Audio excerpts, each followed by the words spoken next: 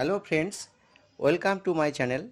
প্রথমেই আমি সবাইকে স্বাগত জানাচ্ছি আমার চ্যানেলের পক্ষ থেকে।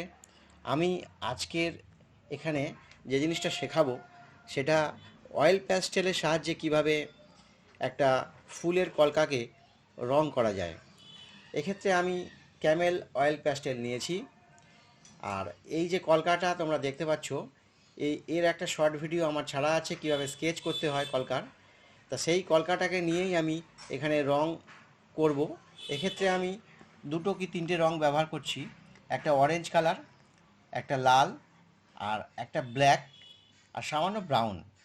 তা প্রথমে অরেঞ্জ কালারটা নিয়ে ফুলের যে পাপড়িগুলো আছে সেই পাপড়িগুলোকে আমি আস্তে আস্তে ঘষছি, ঠিক যেভাবে ছবিতে তোমরা দেখতে পাচ্ছ ভিডিওতে, ঠিক সেভাবেই ঘষবে।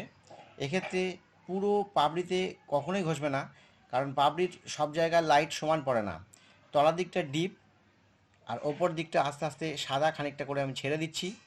ঠিক যেভাবে করছি এইভাবেই টানতে হবে। যত সুন্দর করে টানবে, যত ধৈর্য ধরে টানবে, তত ছবিটা দেখতে সুন্দর হবে। ছবি রং করা সবাই পারে, কিন্তু রঙের মধ্যে মাধুর্য না থাকলে সেটা কখনো প্রাণবন্ত হয়ে ফুটে উঠবে না। ঠিক এইভাবে অরেঞ্জ কালারটা ঘষতে হবে।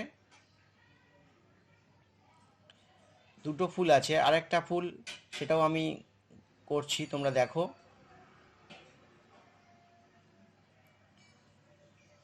ভরাট করতে গেলে খুব ধৈর্য সহকারে ভরাট করবে, কারণ ওই যে বর্ডারগুলো আছে তার বর্ডারের বাইরে যেন না চলে যায়। আমার দুটো ফুলই ঘষা প্রায় হয়ে গিয়েছে। এবার ভেতরে ব্রাউন রং দিচ্ছি। ব্রাউন রংটা ভেতরে যে ফুলের গোল অংশটা থাকে সেখানে ব্রাউন দিয়ে ভরাট করে দিলাম, দুটোতেই দেবো।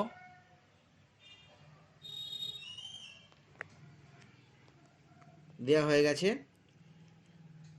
এবার আমি কালো রং দিয়ে ওই ব্রাউনের চারপাশে হালকা করে একটু ঘষে দেবো বর্ডারে।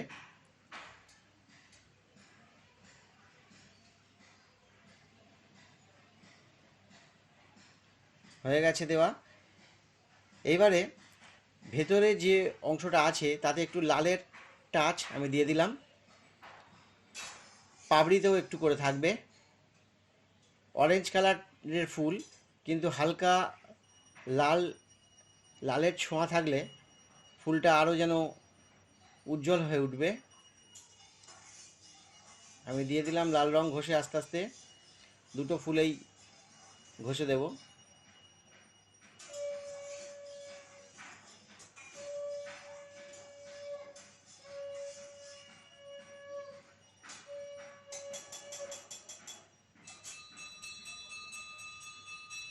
হ্যাঁ, আমার হয়ে গেছে দেওয়া।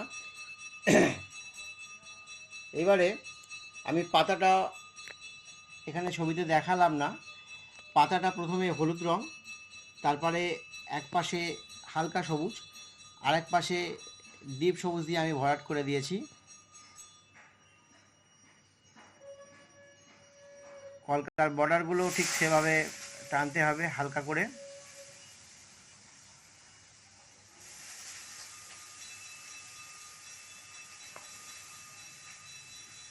যত ধৈর্য ধরে টানা যাবে তত সুন্দর হবে।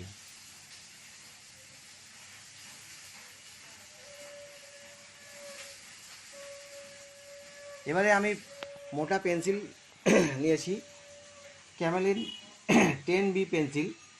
এই পেন্সিল দিয়ে ফুলের যে বর্ডার স্ট্রাকচারগুলো আছে সেখানে একটু করে ঘষে দিচ্ছি। এই 10B পেন্সিলটাই আমি নিয়েছি, আমি তোমাকে দেখাচ্ছি তোমাদেরকে।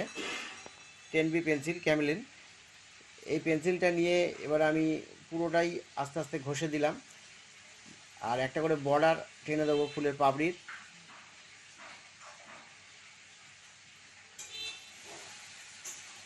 ঠিক যেভাবে ঘষছি তোমরাও ঠিক এইভাবে ঘষবে।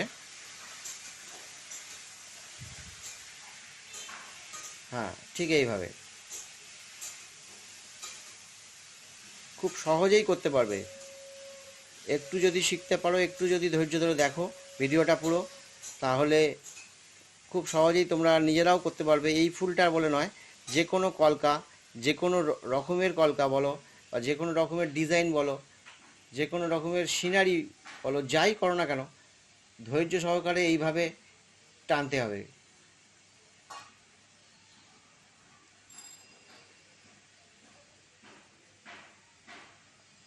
আমি ফিনিশিং বর্ডার দিয়ে দিলাম, ফিনিশিং টাচ, যেগুলো ডিপ রং, যেগুলো ডিপ পেন্সিল দিয়ে সেগুলোকেই টেনে দিচ্ছি। এরপরে কালো রং দিয়ে হালকা টাচ করে দেবো ওই বর্ডারগুলোতে,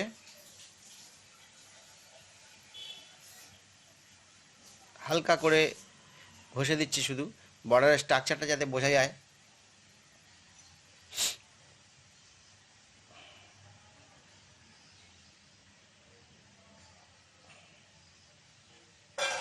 কালো রংটা দিয়ে ফিনিশ করব। এবার যেখানে যেখানে মনে হচ্ছে কম দেওয়া আছে, ফুলের ভেতর অংশগুলো ডার্ক হয়, ডার্কটা কম লাগছিল, সেই ডার্কটাকে আমি একটু ডিপ করে দিলাম, বর্ডারগুলো একটু করে টেনে দিচ্ছি। তোমরাও এইভাবে দেবে। ভিডিওটা ভালো লাগলে লাইক করবে, লাইক করলে মোটিভেশন পাওয়া যায়, নতুন করে ভিডিও বানানোর ইচ্ছে জাগে। তোমরা আমার সাথে থাকলে আমি তোমাদেরকে প্রতিনিয়তই নতুন নতুন ভিডিও দিয়ে যাব।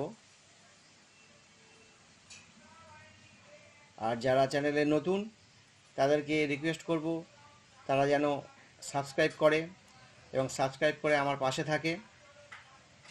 তোমাদের যেটা অসুবিধা হবে সেটা কমেন্ট করো, আমি উত্তর দেওয়ার চেষ্টা করব।